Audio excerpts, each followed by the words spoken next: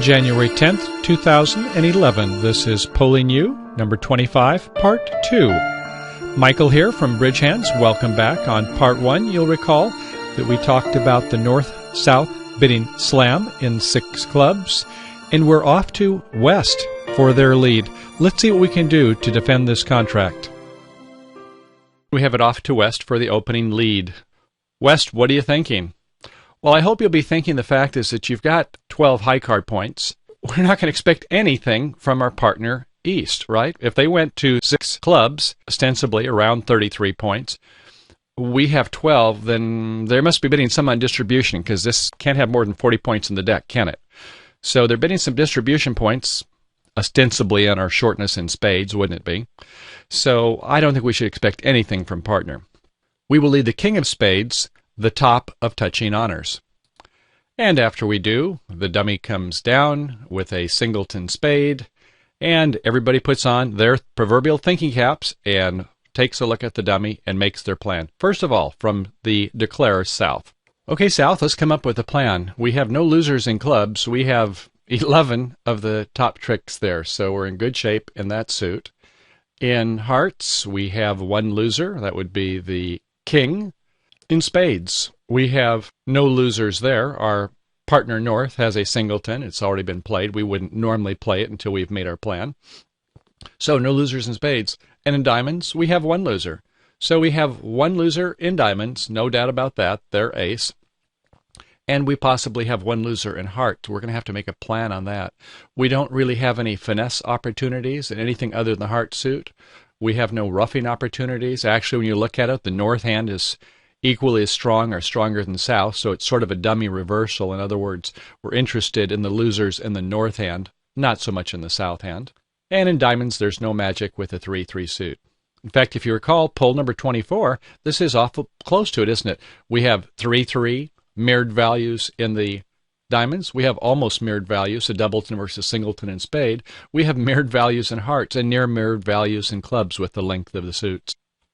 So over to East. Well, East, you could go ahead and play encouraging, although your partner will realize that playing the suit again is not of value. You might just play a middle. Oftentimes people use a suit preference signal here, whether they play high or low, if you're into those types of methods. But we'll just play a middle 6. And for South, of course, we'll win it with the ace. We could rough a spade, but as we said, north hand is the one that prevails, so it doesn't really provide us anything. We're going to play some rounds of clubs, and maybe we can squeeze the opponents just a little bit. We could play up to 4 rounds from North's hand perspective, but we better save 1 for when they play the ace of diamonds, and we have to save 1 for the end of the game, depending on what happens in hearts. So let's do that. We'll go up with the ace. We don't really have too many transportation issues, do we? Or do we? Well, yes, in a way we do. We need to get back to the south hand to do this heart finesse. So we'll go ahead and play some high clubs from North. After the king of clubs, we can go ahead and play a heart to show that we could help perhaps a little bit in hearts. Not much, but we could show some interest in the suit. Or we could go ahead and just continue to play spades. What do you think? Well, we'll come back to this later. Let's say we just go ahead and play a spade, the 9.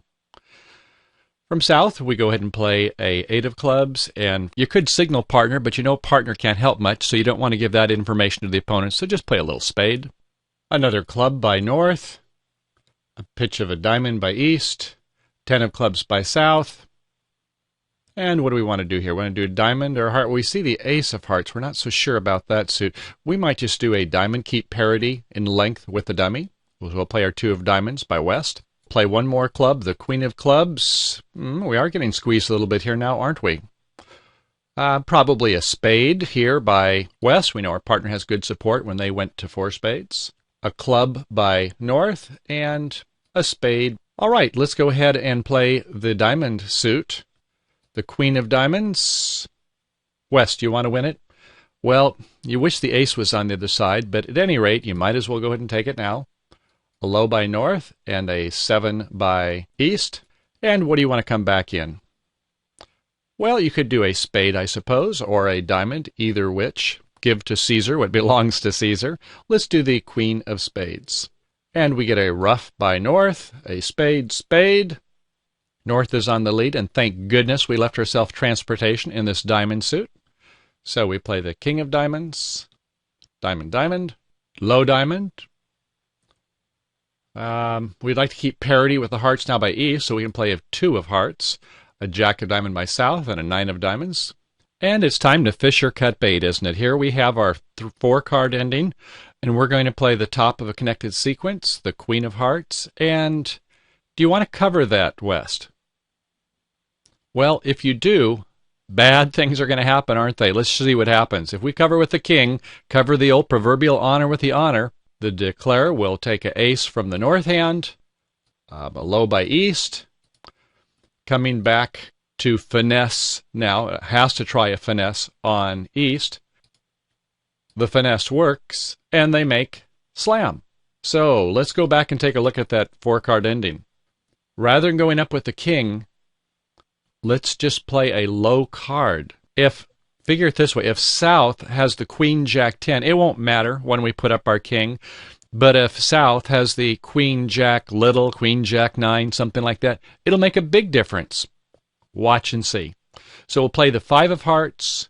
The moment of truth now is for the declare. If the king resides with east, they're going to go down. Let's see what happens. It holds. Great. Okay, so far so good. Now, playing the jack of hearts, they'll cover with the king of hearts the second time, the last of the touching honors. We're assuming that they don't have the 10, or it doesn't matter anyway. And this time when we cover with the king, up to the ace, a low heart. And when they come back with a heart, heart, heart, and our partner's 10 has been promoted. Poor partner east, you remember back at trick 1? At trick 1, they said, I have no honors, this is boring hand. Well, heads up there, east. That 10 was the setting trick, wasn't it? With this holding, eventually what happens is, in the end game, is that we will successfully finesse the king with the 10. But with the 9 and the 10 residing over in the east hand, it made all the difference in the world. That is assuming 2 things. 1, don't cover the first of honors. Cover the last of touching honors when the opponents lead the suit. Number 2, when you've got a situation like this where you have 10 fourth, don't start indiscriminately playing the suit. It may be valuable. Keep parity length with the north hand. So if there's 3 there, you want to at least keep 3. You may need to have more if there's 4 in the south. So be careful playing cards in this suit. So don't fritter 2 of them away, or what happens is they're going to drop your 10 and they will cash their 9 of hearts.